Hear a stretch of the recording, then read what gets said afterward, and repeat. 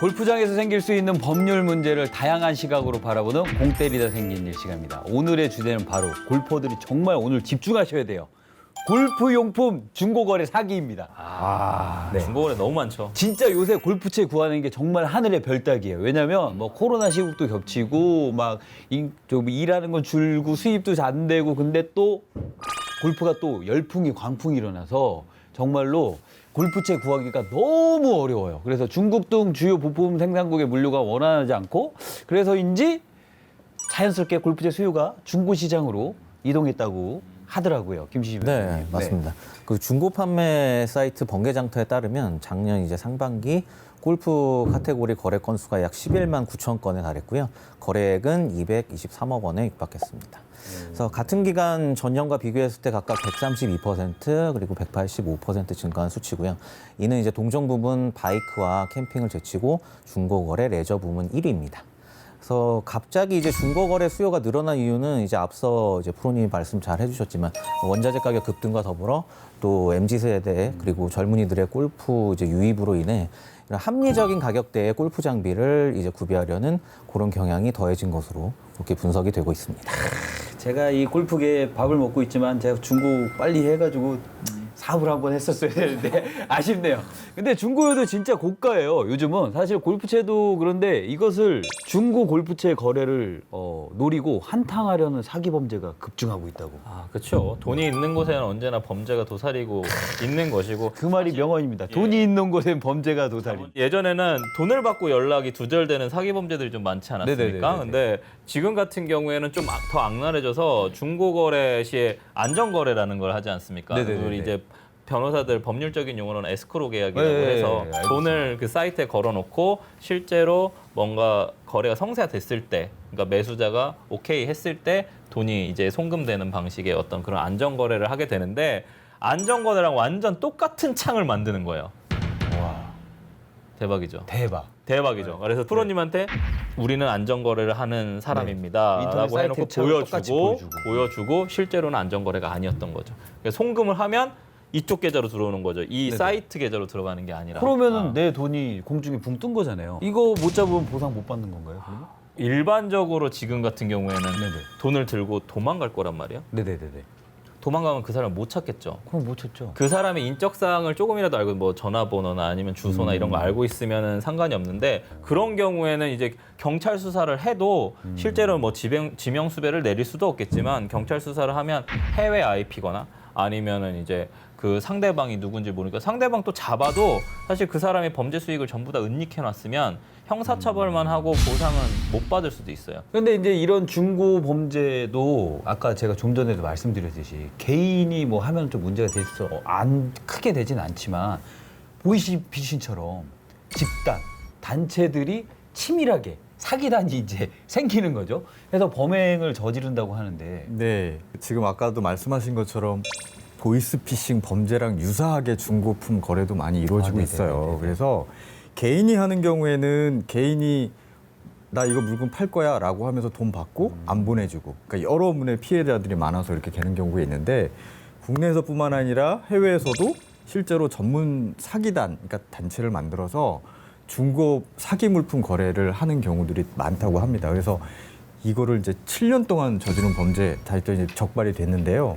실제로 온라인 중고 장터에 각종 물품을 팔 것처럼 거짓말해서 물건을 그러니까 돈을 네네. 뜯는 방법을 한 49억 원 상당을 정도 이제 가로챈 혐의를 받고 있는데 경찰이 지금까지 파악한 피해자 수만 5,092명으로 집계되고 있습니다. 한 명이 그런 거죠? 범죄 아, 범죄 단체, 집단이? 집단으로. 그러니까 이 사람들은 해외에서 사이트를 아까 말씀하신 것처럼 거짓말로 운영을 하는 거죠. 그래서 이 사람들은 사실 이제 해외에서 그 사이트를 운영하면 모르는 사람들이 거기다 이제 결제를 하는데 그게 또 대포 통장이고 네네네네. 또 한국에 있는 현금 수거 측에 뭐 현금을 수거해서 이거를 가지고 가상화폐로 세탁 수법을 합니다. 그래서 실제로 피해자들이 이런 부분에 신고를 해서 잡으면 대부분이 현금 수거책 현금을 수거하는 아르바이트 뭐 30만 원, 40만 원 받고 하는 분들이 잡히거든요. 그래서 이런 사람들이 나중에 이제 항의를 하게 되면 피해자들한테 오히려 더 악랄하게 네. 나 음식을 배달하는 테러를 한다든지 너 이거 그럼 예. 무슨 음식인 줄 알아요. 그리고 뭐 전화로 테러한다든지 협박하는 네네. 경우도 있다고 합니다. 아, 그러면은 돈 뜯는 것도 내 돈도 뜯기고 마음도 피폐해지고 이런데 또 그런 음식 테러나 아니면 전화 협박까지 해가지고 전화 협박까지 해서 이런 식으로 되면 사기죄 플러스 가중처벌 또 받을 수 있는 건가요? 예, 그럼요. 네. 개인이 그런 중고 물품 거래 사기를 하게 되면 피해자가 얼마나 많고 피해 금액이 얼마나 많은지에 따라 이제 형사처벌을 받는데 만약에 그거를 형법상 범죄단체 조직죄라는 게 있어요. 많이 들어보셨을 텐데 어떤 그 형법상 어떤 요건, 뭐 지시를 해가지고 뭐 예를 들면 인원이 10명인데 제일 위에 있고 중간책 있고 밑에 지시하는 이런 어떤 법에서 인정하는 범죄단체를 조직해서 중고물품 거래 사기를 한다고 하면 범죄단체 조직죄로 처벌하고 있습니다. 실제로 보이스피싱 범죄인 경우에서도 범죄단체 조직죄로 처벌하는 경우도 있습니다. 그러면 이게 똑같네요. 보이스피싱이나 그거는 또 거의 맞습니다. 이제 그냥 이상한 사기입니다, 거예요. 사실. 네, 사기. 그래서 만약에 협박까지 하면 네. 협박죄가 협박죄. 더 추가가 되는 겁니다. 아, 그래서 그 중고 거래는 정말 잘해야 될 것 같아요. 왜 그러냐면 얼마 전에 정말 인터넷상에서 화제가 됐던 괴담처럼 들렸던 그런 사건이 하나 있었는데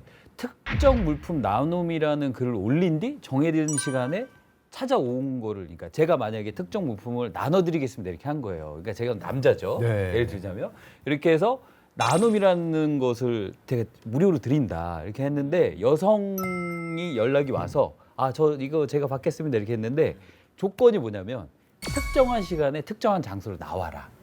약간 이렇게 된 거예요. 그래서 이제 혼자 나와라 이렇게 약간 이런 식으로 느낌이 무서운데요. 이상해서 무서운데요. 예, 그 여성분은 남편과 같이 나간 거예요. 그러니까 남편과 같이 나갔는데, 그러니까 갑자기 약속이 이제 여기서 지켜보고 있었나 보죠. 그러니까 취소가 된 거예요. 그래서 왜 안 나오셨냐 뭐 이런 식으로 됐더니 그러면 다시 이렇게 혼자 오셔라 다시 약속을 잡은 거예요. 그래서 여성분이 또 너무 의심되고 이상하니까 남편만 보낸 거야. 자기가 안 가고. 네. 그랬더니 이제 그분 같은 경우는 거의 안 나오고 거래가 이제 불발됐다고 해요. 근데 만약에 여성분 혼자 나갔어 봐. 그럼 거기서 끔찍합니다. 이제 범죄나 생각하기도 싫은 일이 일어날 수 있죠. 와, 진짜 목적성이 섬뜩합니다. 뭔가 있어 보이네요. 그러니까요. 그래서 이렇게 중고 거래에서 여성을 노린 범죄자가 굉장히 많다고. 김신혜 네, 변호사님. 맞습니다. 말씀 잘 해주셨지만 실제로 이제 중고 거래를 좀 빙자해서 네네네. 이렇게 이제 이성에 접근하려는 요즘 이런 시도들이 좀 많이 이제 행해지고 있는데 그 중고 거래가 위험한 이유 중에 하나가 이제 이런 무심결에 내 정보들이 이제 많이 이제 노출이 되는 겁니다. 거래를 하다 보면 전화번호는 기본이고 내가 어디 사는지 뭐 이런 것들이 노출이 될 수가 있는데 요즘에 특히 이제 문고리 거래라고 해갖고 이제 집 앞에서도 거래를 많이 하게 되는데 그럼 일단 본인이 이제 어디 사는지도 알려지게 되고 또 혼자 사는지 또 이제 내가 이제 여성인지 남성인지 성별에 대한 정보도 노출되기가 굉장히 쉽습니다. 그래서 이런 거를 앞에 말씀드렸듯이 막용하는 범죄들이 늘고 있는 추세인데 그 얼마 전에 이제 부산에서 발생한 이제 살인 사건이 이제 하나의 예가 될 수 있는데 그 시작이 이제 중고거리에서 이제 시작됐습니다. 그래서 혼자 살던 여성이 이제 본인 이제 이사 준비하면서 중고거래 사이트에다가 이제 가구 같은 거를 이제 처분하기 위해서 이제 매물로 이렇게 내놨는데 그런 이제 가구 상태를 확인하고 싶다 이렇게 해서 20대 남성의 연락을 받고 20대 남성 연락을 받고 이제 방문을 해라 이렇게 허락을 해줬다고 해요. 이제 보통 이제 가구 같은 걸 처분하려면 한번 보고 이제 사니까. 그렇죠. 집을 방문을 해야 네, 돼요. 방문해서 이제 확인을 해야 되니까. 그래서 집이 이제 노출이 된 거죠. 네, 그래서 이제 집에 들어간 남성이 이제 그 여성분을 이제 둔기로 내리쳐서 살해한 그런 끔찍한 이런 사건이었는데, 근데 이 남성분이 얼마나 이제 치밀하게 범죄를 시행을 했냐면 이 물건을 처음에 이제 물건을 내놓는다 이걸 접한 이후에 이제 피해자 집을 이제 한번 찾아가서 우선 이제 혼자 사는 여자다. 이걸 이제 먼저 확인을 사전에 했고, 그 다음 날 바로 그 다음 날에 가구 크기를 또 측정해야 된다. 이런 이유를 대면 방문해서 장소 내부를 또 한번 살폈습니다, 남자가. 네, 그리고 나서 1시간 뒤에 재방문을 해서 이런 끔찍한 범행을 저지른 건데, 그리고 살해 전에 이제 피의자 통장 비밀번호를 알아낸 뒤에 그다음 피의자를 또 살해했고, 그리고 스스로 이제 목을 매 숨진 것처럼 이제 위장까지 이제 했다고 해요. 그래서 정말 이제 악랄한 네네네네. 그런 범죄인 정말 것 악랄하네요. 같고, 이제 이거는. 해당 남성은 이제 현재는 무기징역을 선고받고 복역 중에 있습니다. 이런 내용을 보면 화가 너무 많이 나. 진짜 너무 화나는데요. 너무 그럴 때 가구 때문에 집을 노출해야 했지만 사실 중고거래 시에 전화번호, 계좌번호, 그리고 사는 지역, 동네 정도만 알아도 다 노출되는 거잖아요. 요즘 뭐 당땡마켓 이런 거 다 네. 근처잖아요. 네, 집 맞아요. 근처에. 네, 그러니까 정말 주의해서 거래해야 될 것 같습니다. 그리고 중고거래 사기에서 돈을 떼이는 것도 문제지만 이런 경우가 굉장히 많다고 해요. 진짜인지 알고 중고거래를 했는데 우리 일명 짭퉁, 가짜를 뭐 이렇게 진짜인 것처럼 파는 경우가 굉장히 많다고 그래요. 그러니까 이런 경우에는 환불이나 보상을 받을 수 있는 건가요? 박시영 변호사님? 네, 당연히 진품이라고 내놨는데 가품에 해당하면 환불이나 배상을 청구할 수 있습니다. 최근에도 뉴스에도 나온 것 같아요. 명품인데 네. 나중에 알고 보니 가짜 짝퉁을 판 거예요. 그래서 진짜 같은 가품 너무 많고 네. 골프웨어나 골프용품도 그런 게 많잖아요. 골프채도 가짜 클럽 너무 많습니다. 네, 골프채도 가짜 엄청 많아요. 제 친구는 네. 장인어른이 쓰던 드라이버를 받았어요. 결혼하고 나서. 그래서 되게 귀하게 들고 다녔는데 장인어른 그 이거를 말도 못하고 나중에 네. 그래갖고 그런 친구도 있어요. 장인어른도 또 누구한테 받으신 건데 장인어른. 그러니까 자기는 아까워서 이제 안 쓰고 계시다가 네. 사이가 이제 오니까 사이한테 준 거예요. 네네. 자기는 다른 거 쓰시고. 그럼 짝퉁과 그거를 어떻게 구별해요? 골프는? 골프채 같은 경우는 일단 가장 일단 첫 번째가 그거죠. 가격이 터무니없게 저렴하다. 다른 데에 비해서. 그럼 일단은 그걸 좀 의심해야 되고 가장 중요한 건 성능이죠. 성능. 그 성능을 어떻게 일반인이 그러니까 알 수가 이거 있어요? 예를 들면 네. 똑같은 가격으로 했는데 근데 그런 경우에는 그거를 어떻게 구별할 수 있을까요? 일단 쳐보면 알아요. 예를 들자면 이런 거지. 그 드라이버가 같은 브랜드가 되게 많잖아요. 근데 거의 대부분 내 것만 쳐본단 말이야. 그러니까 같은 브랜드가 있으면 같은 브랜드 되게 많잖아요. 비슷한 다른 브랜드. 브랜드. 다른 아, 분들이 다른 치는 거. 거 한번 쳐보세요. 그러면 그 느낌이나 감이나 타감이 틀려요. 근데 이제 그 정품 같은 경우는 거의 한 공장에서 나오고 같은 소재를 썼잖아요.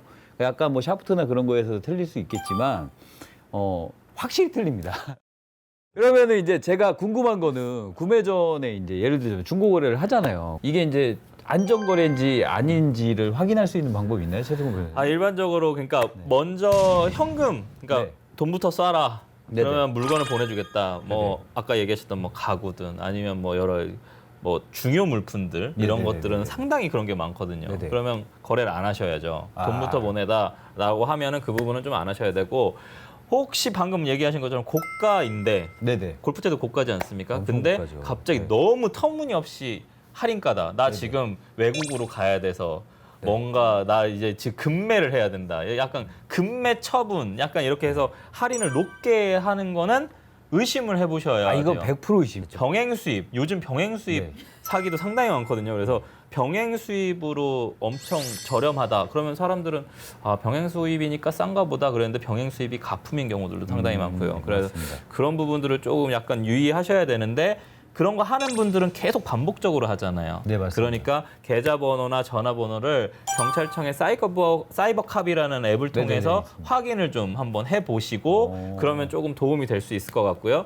부연 설명드리면 실제로 가품을 줄 수도 있는데 다른 물건을 넣어서 그냥 보내는 경우도 있고 안 아, 맞아요. 하는 경우도 있어요. 그 뭐 이런 거요. 벽 돌려서 보내는 진짜요. 아, 그리고 뭐 그런 거 경우는 있잖아요. 황당해요. 네, 그리고 그런 것도 있으니까. 좀 만약에 뭐 중고 사이트에서 올라온 물품이나 이런 거를 좀 다른 분들한테 잘 하시는 분한테 만약에 있으면 바로 턱하지 말고 먼저 좀 자문을 구하거나 네네네. 댓글을 좀 확인하시는 게 좋을 것 같아요. 네네네네. 그러게 좀 해서 좀 심폐소생술에서 하시는 게 좀 피해를 좀 줄일 수 있는 방법일 것 같아요. 네. 그래서 요즘 중고거래 사이트에는 신뢰할 수 있는 그 쥐수가 있지 않습니까? 네네네, 그런 거 있더라고요. 그런 거 좀 확인하고 저는 에스크로가 무조건 제일 좋다고 생각을 에스크로. 해요. 에스크로 네네. 계약을 하시는 안전거래요. 네. 그게 제일 좋다고 생각합니다. 뭐 제가 생각했을 때는 싼 게 빚이 떡이다. 싼 건 없습니다. 그러니까 제가 주고 너무 싸면 의심해야 되고 중고거래 같은 경우도 저희가 사건 사고도 오늘 많이 들었고 너무 가볍게 생각할 수 있어요. 그러니까 꽁돈 생기는 것 같아요. 막 저렴하게 생기는 것 같고. 그러니까 너무 싸게 살라고 하지 마시고